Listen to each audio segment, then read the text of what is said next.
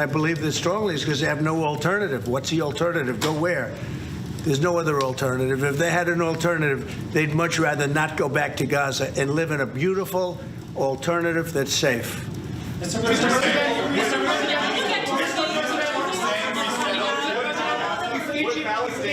Peter? Would Palestinians have the right to return to Gaza if they left while the rebuilding was happening? It would be my hope that we could do something really nice, really good, where they wouldn't want to return. Why would they want to return? The place has been hell. It's been one of the meanest, toughest places on earth. And right now, I've seen every picture from every angle, better than if I were there. And nobody can live there. You can't live there. So if we can build them through massive amounts of money supplied by other people, very rich nations, and they're willing to supply it.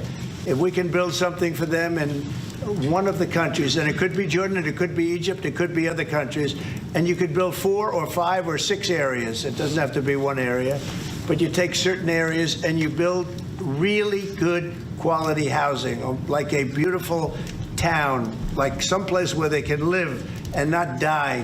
Because Gaza is a guarantee that they're going to end up dying. The same thing's going to happen again. It's happened over and over again, and it's going to happen again as sure as you're standing there, Peter.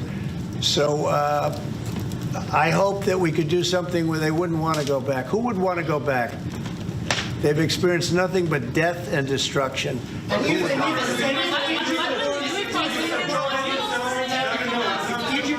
Tell you no, what will you do then? Well, I don't think they're going to tell me no. I don't think they're going to tell me no. I think they're going to tell Biden no, and I think they're going to tell other people no. So you think it will happen at the end? I think there's a good chance, yeah. How many people are you thinking about? All of them. I mean, we're talking about probably 1.7 million people, 1.7 million, maybe 1.8 million. But I think all of them. I think they'll be resettled in areas where they can live a beautiful life and not be worried about dying every day. Wait.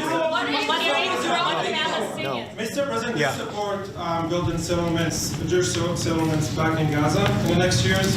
Say it. Building settlements, Jewish settlements back in Gaza in the next year. Do you support this idea? I don't see it happening. It's too dangerous for people. Nobody can go there. It's too dangerous. Nobody wants to be there. Warriors don't want to be there. Soldiers don't want to be there. How can you have people go back? You're saying go back into Gaza now? The same thing's going to happen. It'll only be death. The best way to do it is you go out and you get beautiful, open areas with the sunlight coming through, and you build something nice. And they are not going to want to. They are not going to want to go back to Gaza. Prime Minister Netanyahu, what is your message to the families of the hostages that look at this deal, that are worried that this deal won't go through? What do you say to them in this moment? Same message I said from the beginning of the war. We'll get them out, get them back. We got over 70%, close to 75% of the people who everybody believed will not get out. We got them in successive deals, and most recently with the help of President Trump. We're not going to give up on any of them, and we're not going to give up on our other war aims. Hamas is not going to be in Gaza, and we're going to get everyone back. And you would not have. How optimistic are you about reaching phase 2 of the ceasefire? How optimistic are you about that happening? Well, we're going to try. That's one of the reasons, one of the things we're going to talk about here. And if we, you know, when Israel and the United States work together, and President Trump and I work together, you know, the chances go up a lot. It's when we don't work together, Israel and the United States don't work together, that creates problems. When the other side sees daylight between us, and occasionally in the last few years, to put it mildly, they saw daylight, then it's more difficult. When we cooperate, isn't it the right chances are good. Once and for all? Say it. Now that Iran is so weak, isn't it the right time to hit their nuclear facilities once and for all? So you say Iran is so weak. I appreciate you saying that. They're not weak. They're very strong right now, and we're not going to allow them to have a nuclear weapon. It's very simple. You know, I signed a very strong proclamation. Iran was in big trouble when I left. They were broke. They didn't have money for Hamas. They didn't have any money for Hezbollah. You had no problem. October 7th could have never happened. When I left, October 7th could have never happened. And frankly, Russia and Ukraine, as I said, could never have happened. They became very strong very fast. They sold massive amounts of oil to China and everybody else who would not buy the oil when I was president, because we said, don't buy the oil. And they became very rich very quickly. But they're not weak. They're not weak. They're strong. Doesn't mean they won't be weak. But you know what? We just don't want them to have a nuclear weapon. They can't have a nuclear weapon. The Prime Minister, sorry, Mr. President, the Prime Minister wants you to strike Iran. That's what he wants.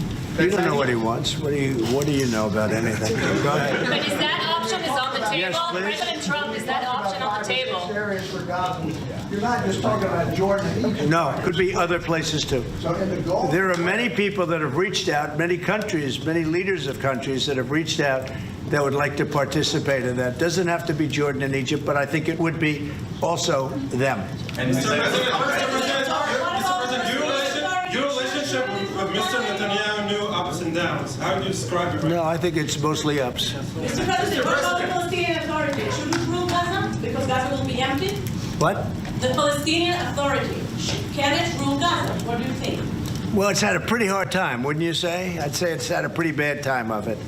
Mr. President, Qatar has, you've criticized them in the past as a funder of terrorism, so as the Prime Minister, do you think they're part of the solution or part of a problem moving forward? I think they're trying to help. Qatar is absolutely trying to help. I know them very well, and they're doing everything they can. Very tough situation, but they're absolutely trying to help. Okay, thank you very much, everybody. Thank you. Thank you.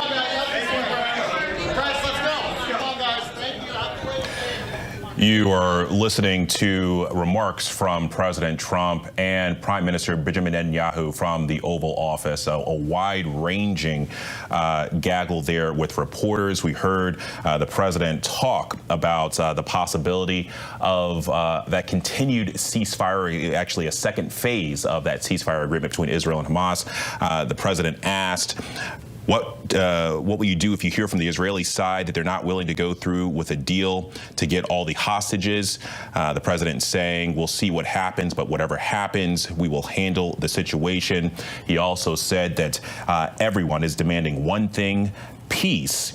And then we also heard the president talk about Gaza, saying that it's all death in Gaza. He says, I don't think people should be going back to Gaza. He called it living in hell and saying that the only reason that people want to return there is because they have no alternative, saying that he believes that the roughly 1.8 million people that were forced from that area would take an alternative if given the opportunity. I want to bring in ABC News White House correspondent Karen Travers, who's been listening alongside with me. And Karen, that was a point that really kind of stood out to me. And, you know, this is something that we've heard President Trump kind of float out in the past, right?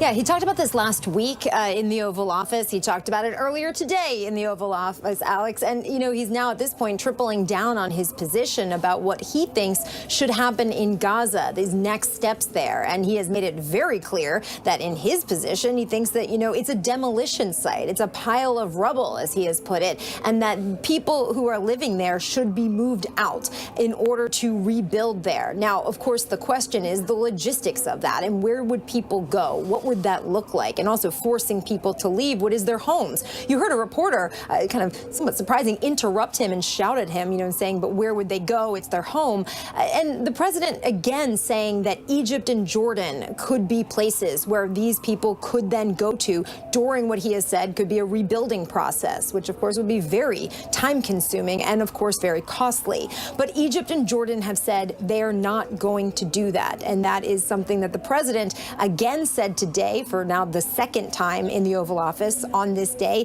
has said they say they won't. I say they will. We anticipate that he is going to meet with the King of Jordan next week here in Washington. This will, of course, be something that he will be pushing him on.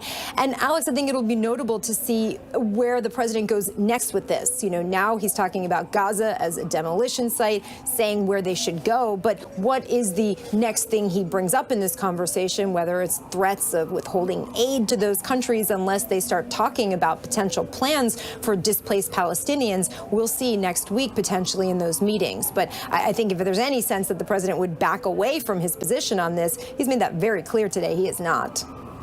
Tripling down, as you said, Karen Travers, thank you. I want to swing this to the former senior director for counterterrorism on the National Security Council, Javed Ali. First, thank you for your time, sir, and for waiting around with us. But I want to get your take on what you just heard Karen talk about, this tripling down of potentially moving, 1.8 million people that live in Gaza to another place. I mean, in your estimation, I mean, is there any blueprint for this? I mean, have we seen anything like this in the past? What would an operation like that look like? Well, it's nice to be with you. And as Karen mentioned, I mean, this is an unprecedented suggestion from President Trump. But if anything we've seen over the past few weeks is that when President Trump says something, he actually intends to deliver on that promise. And just as similar comments these past few weeks about Mexico and Canada and Greenland and operations at the border. I mean, he's tried to follow through on all of those. So just even based on the last few minutes, if he is tripling down on the comments about physically moving Palestinians in Gaza to other countries, whether it's Egypt, Jordan, other ones he didn't name, there actually might be a plan for that. And again, he seems to be intent on delivering on these statements that he's making.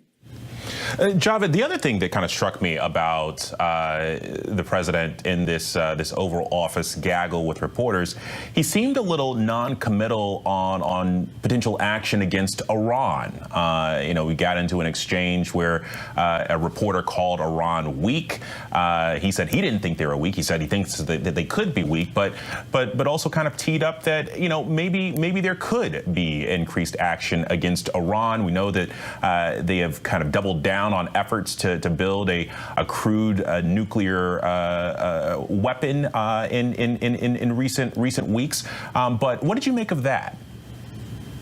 So that seems to be, or the approach on Iran seems to have a dual track nature to it, where on the one hand, it's almost a replay of the maximum pressure campaign. That was the term that was used against Iran during the second half of the Trump administration. And there's an executive order that was released this afternoon, timed probably to coincide with Prime Minister Netanyahu's arrival at the White House, to suggest that there will be some replay of that maximum pressure campaign using these different economic tools.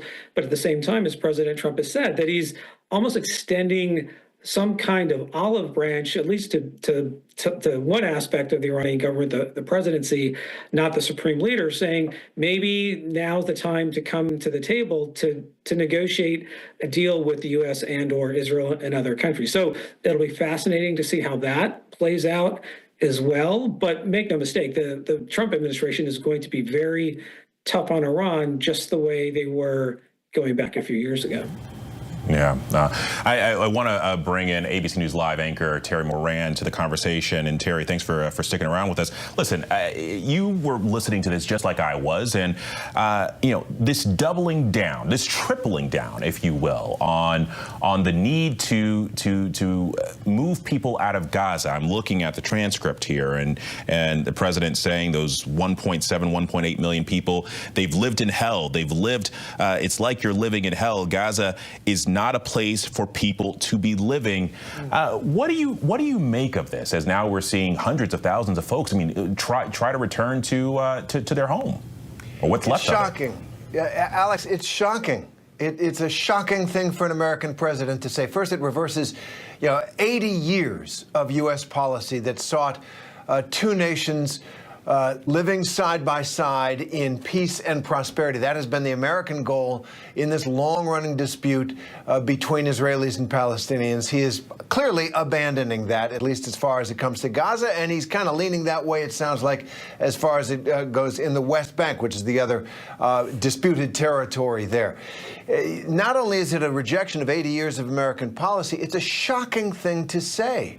I've been to Gaza many times. Over the years, over many years. We have colleagues and friends there.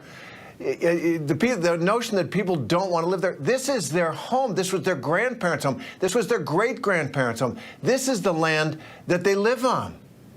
And for an American president to say they have to get out, really, they have to. And he colors it with, it's just a destruction zone. It's all death there. There's reasons it's death there. Don't even get into that. This is where their people live.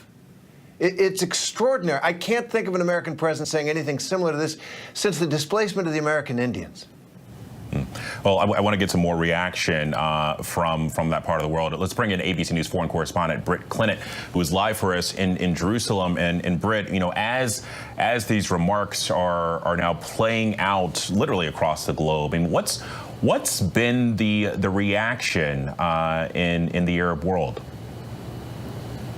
Well, I think the first time he said it, there was shock, disbelief. Maybe people were thinking that he was just kind of, you know, it was a slip of the tongue. Then he said it again, doubling down. And now, as you heard from the president earlier, very much making it clear that he is advocating for Palestinians in Gaza to leave the Gaza Strip. Now, it's a slap in the face for many of the Gazans who have endured more than a year of suffering, of bombardment by the Israeli military. 400,000 plus Gazans now finally being able to return to the north. Many of their homes reduced to rubble. Still huge shortages of shelter, basic needs. That's seen in this part of the world among the Palestinians as a kind of form of resistance, as testament to just how connected to the land they are. So certainly hearing this from President Trump is a letdown for them, and anger is likely to come out from the Arab world to Trump's comments. Obviously, him doubling down on this. At the same time, we heard from the right wing in Israel. They were excited by his comments because they've long advocated for this kind of thing, for the resettlement of Gaza. But as Terry says, you know, these comments appear to very much break with decades of U.S. foreign policy, which have long emphasized a two-state solution for Israel and Palestine. All right, Britt, Karen, Javid, and Terry, thank you all. And coming up, new details on President Trump's sweeping push for federal staffing cuts. Just how many employees were told and how many have taken the administration's offers for a buyout.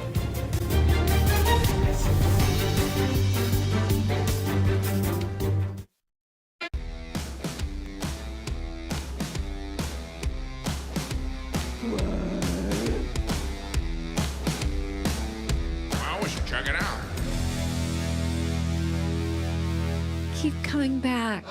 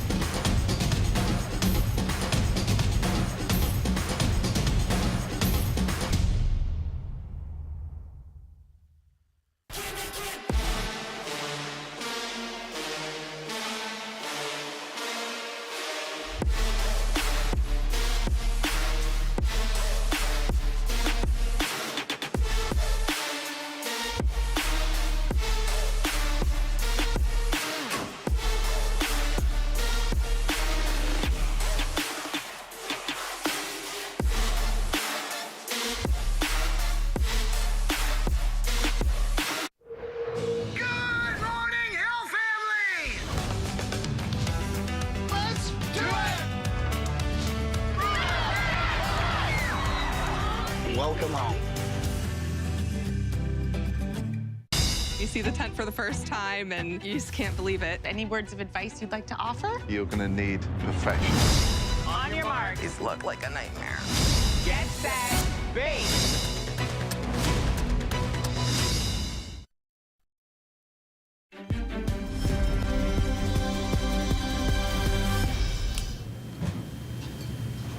An official with the Trump administration tells ABC News that at least 20,000 federal workers have already taken its buyout offer.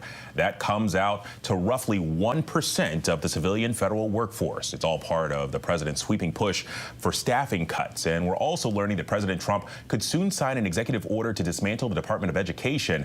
That's according to two sources briefed on drafts of the order that have been circulated among top administration officials. And just yesterday, two sources tell ABC News a handful of people working on Elon Musk's Department of Government Efficiency were seen at the Education Department.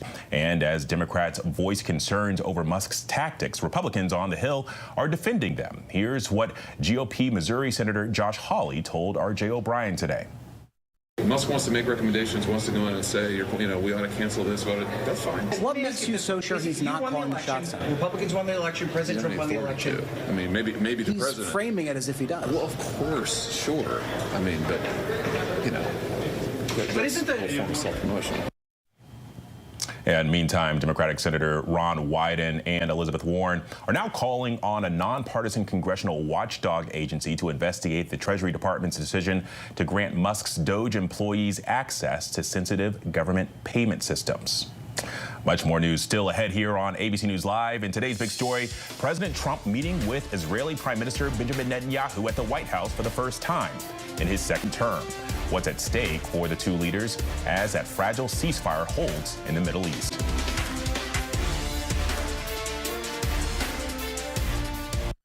Here's the plan. It's going to have this view. Maybe even some deep grays on the ceiling. I'll gut and rebuild the main bathroom. What do you think? Let's do it. We're here.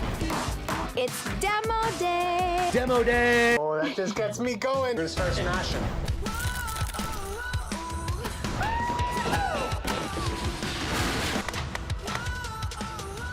Good job, man. Time to stop dreaming. It's time to start doing. To murder your own mother reflects a particularly callous and depraved individual. He was not my brother. He was a monster. Once you've taken someone, you either kill them or you get caught. He's just pure evil.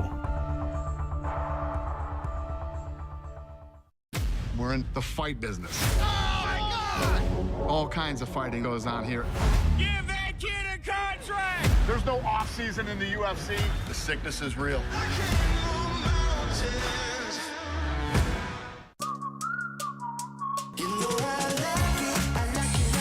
I'd love to pull this apart today. There's no going back now. I'm so excited.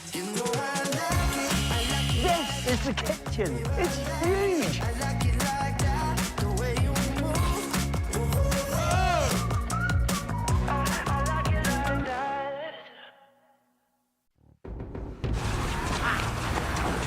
I'm on a mission for what's left of the government, and I need your help. We're looking at the only human known to have survived being bitten by a zombie. I suggest we run for it.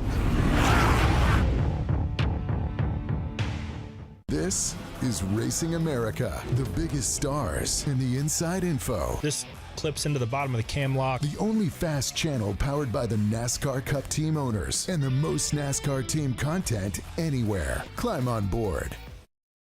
Friday night. A larger-than-life businessman gunned down in his office. Will the discovery of his secret double life lead to the killer? On an all-new 2020, long-hidden secrets from the past are uncovered. Intimacy issues, betrayal, and rage. Bob was having an affair. She was very angry about that. And this isn't the first time a family member was murdered. Now Friday. See if you can solve this crime before police do. The new 2020 Friday night on ABC. What's good to watch, read? Where can I get a great deal on what I'm just dying to buy?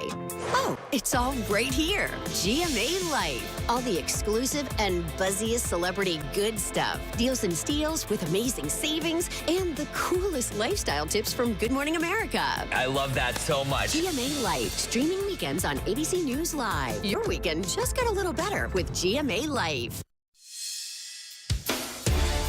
The high-stakes meeting between President Trump and our most influential Mideast ally. I'm Alex Pache in Washington, and in today's big story, the president hosting Israeli Prime Minister Benjamin Netanyahu at the White House, how their discussions could shape the future of that fragile ceasefire in Gaza.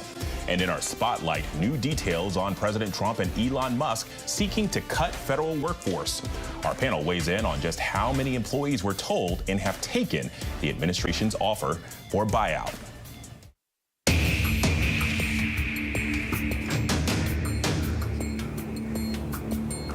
But we begin with President Trump meeting with Israeli Prime Minister Benjamin Netanyahu at the White House today. The two leaders sitting down for a bilateral meeting in the Oval Office on the ongoing conflict inside of Gaza between Israel and Hamas, among other issues. Both men addressed reporters on efforts to end the conflict in the Middle East. Take a listen. The deal can get done. We'll see what happens. We're dealing with very complicated people, but a deal can absolutely get done. I think President Trump added great force and powerful leadership to this effort. I appreciate it. He sent a very good emissary. He's helped it along. Meantime, Netanyahu also met with U.S. National Security Advisor Mike Waltz and the U.S. Special Envoy to the Middle East, Steve Witkoff. He called the meeting positive after agreeing to send a, quote, working-level delegation to Doha to discuss continued implementation of the ceasefire agreement. But President Trump has expressed skepticism, telling reporters that he has no guarantees that peace will hold in the region. Joining me now is ABC News White House correspondent Karen Travers from the North Lawn. And Karen, you've been keeping track of a lot of stuff today. I've got one more question for you. There were another series of questions for you. President Trump was asked about his confidence in the Israel-Hamas ceasefire and whether or not it would hold. He said he had no guarantees. But after seeing the two leaders today, what did you take away from that? Do you still think that's his opinion? You know, I think it is. I think you have to remember that the United States is not, one of the people involved in the deal in the sense that it's between Israel and Hamas, that the United States was a mediator of this. And that, of course, started during the Biden administration. But the president's team played a role in that, so much so that the Biden White House didn't give them credit for helping to get that to the finish line back in January. But for the president, I think where he is expressing some skepticism about where it goes from here is because of the phase 2 negotiations, which could be complicated. That involves, of course, negotiating the release of the remaining hostages, also the withdrawal of Israeli troops from Gaza and what that would look like. Those conversations are beginning. The Israelis said that they're going to send a delegation to Qatar to start those conversations. Of course, the administration is being very closely involved in all of this, too. But this is now where it gets potentially a little more dicey and complicated. That ceasefire so far has largely been intact, but now it could get more complicated as they hit this next phase. Karen Travers, thanks for that breakdown. All right, I want to bring our big story to our panel. Joining us now today, ABC News contributor and editor at the National Review, Ramesh Ponnuru, ABC News political contributor and former U.S. Senator from North Dakota, Heidi Heitkamp, director of Hispanic engagement for the American Principles Project, Alfonso Aguilar, and also Democratic strategist Don Huckelbridge. Thank you all for joining us this Tuesday. But Ramesh, I want to get you to kick things off for us. Listen, understanding just how delicate this ceasefire deal is, seeing today's events, I mean, are you hopeful that this phase 2 will begin implementation soon? Well, I'm cautiously hopeful. You can't be wildly optimistic, and I think President Trump is quite right to say that there's no guarantee that this process will hold. We've certainly got a long history of Hamas violating previous ceasefires. I don't know that some of the things he's been saying about repatriating Gazans are really going to help this delicate situation. And so far, he's only shown really that he's got some leverage over. He had some leverage over Netanyahu on his way into the White House, but keeping this deal proceeding, that's going to be tough negotiating work. Yeah, well, and Don, to Ramesh's point, I mean, we heard the president really kind of triple down over the course of today about moving those 1.8 million or so folks that live in Gaza to some other place. He called living in Gaza equivalent to living in hell. But how do you see that playing out as we're getting the first kind of inkling as to how the Arab world is responding to this? I think what people in the region and people here at home want is stability. They want a lasting ceasefire. And what he is suggesting, after what the people in Gaza have weathered and what people in that region have gone through, is devastating. It upends decades of diplomacy around a two-state solution. And I think what we can tell is that Trump continues to be a force for chaos at home and abroad. Alfonso, what did you make of the president's suggesting that folks should move out of Gaza, that Gaza is essentially uninhabitable right now? I mean, it is a reality that, as President Trump has said, it's a demolition zone. So I don't think anything is set in stone. He's just suggesting that may have to be a possibility. But I want to respond to what I just heard. I mean, if we have a ceasefire right now, if hostages have been released, it's because of the strong leadership of Donald Trump. If we're closer to a peace settlement, and nobody can guarantee anything in this part of the world, but if we're closer, it's because of President Trump are showing strong leadership, telling Hamas that they have to release hostages, and supporting Bibi Netanyahu, not undermining his leadership as the Biden administration did, which really didn't help Netanyahu to conduct his military efforts in Gaza. So I think we're closer because of Trump. Obviously, we can't guarantee anything. Now, again, I know people are going to be uncomfortable with the suggestion, but it's a reality that Gaza has been decimated. It's totally destroyed. How can people live there? So he's just suggesting an alternative. These are broad negotiations. Let's see what happens. Well, and Netanyahu did take time to praise President Trump today, saying that he had great force and a powerful leadership in this effort. But we'll note that, this first phase of a ceasefire deal was something that was negotiated by the Biden administration. But Heidi, I want to swing this to you, because as we're talking about this relationship between Trump and Netanyahu, I mean, this is a really critical moment for the Israeli prime minister, right? I mean, he's his support in his own country is a little unclear right now, but we do know that he's threading a very, very narrow needle here whenever it comes to folks that are part of his coalition, wanting him to continue to wage war in Gaza, and also the U.S. looking to really kind of move forward and possibly move on to the second phase and maybe even a deal with Saudi Arabia. Well, Bibi Netanyahu is basically Trump's presidency is essential to his presidency, and he understands that. And so he knows that as long as Donald Trump is president, with a full-throated endorsement of Netanyahu and of Israel, that he won't have to compromise anything to get U.S. military aid. There's no leverage to bring Netanyahu. There's no distance between the President Trump's objectives and Bibi's objectives. And so this is such an interesting relationship. But I do want to say that upending the two-state solution, which has been American policy and actually Israeli policy for a long time, complicates this negotiation. And I think one of the things I heard Trump say that you hardly ever hear him say is that, well, wait and see, we don't know. And so I think he understands how fragile this is. I also want to make this point that this agreement has been criticized by conservatives in our country.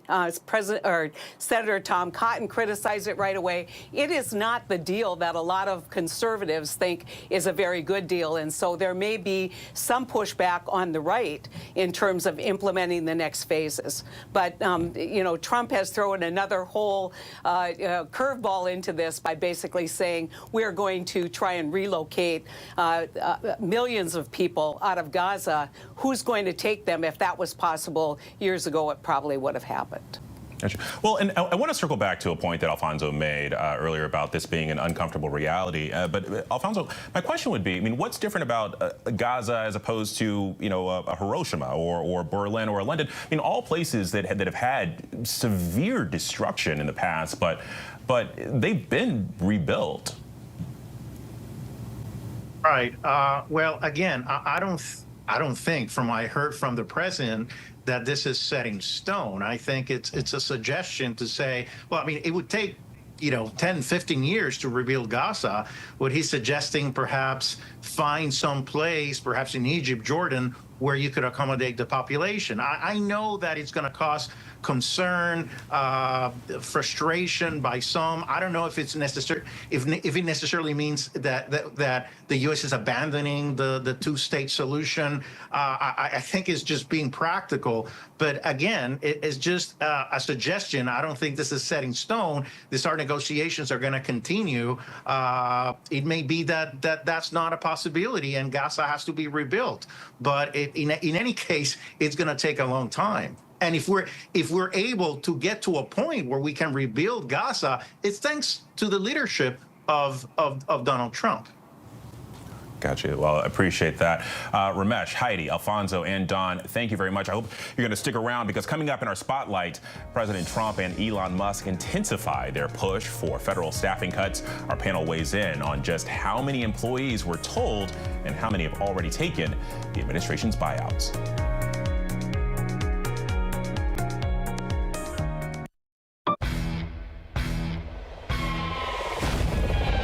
All aboard? Your one-stop ship for sharks, sharks, and more sharks has arrived. It's all sharks, all the time.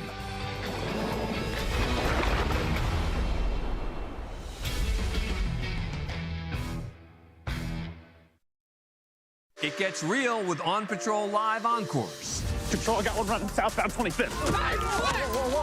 1050. It sounds like Mom's really worried about you. It was a dark day, but look at the amount of light that came from that dark day. 1112, we got a car taking off. On Patrol Live Encores streaming all day and night every Saturday and Sunday on Reels, Famous and Infamous. Here I go. Wow, that's cool. Come on, I'll show you.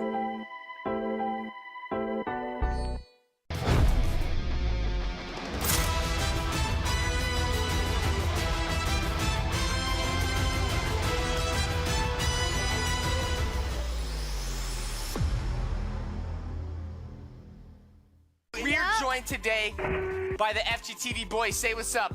What's up? What's up, guys? How you doing? I had to play me a game with some bop in it.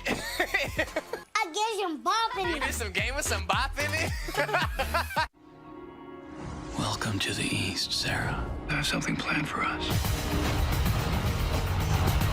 Oh my God, Pat, is it you? You look so athletic. What's gonna happen to her? Well, that's top secret. Let's give them more.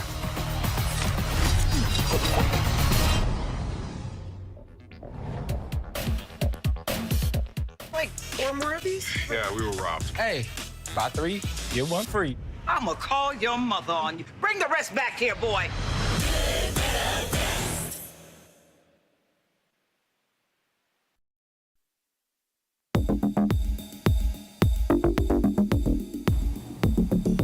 Today in our spotlight, after a week of after the U.S. Office of Personnel Management sent emails to deferred resignation offers for some 2 million federal employees, we're learning that OPM has now sent out a second email. These notices are part of Elon Musk's Department of Government Efficiency. The subject line says "fork in the road," similar language that Elon used when he slashed jobs at Twitter. The deferred resignation program offers to continue to pay federal employees through September 30th if they resign by Thursday. And this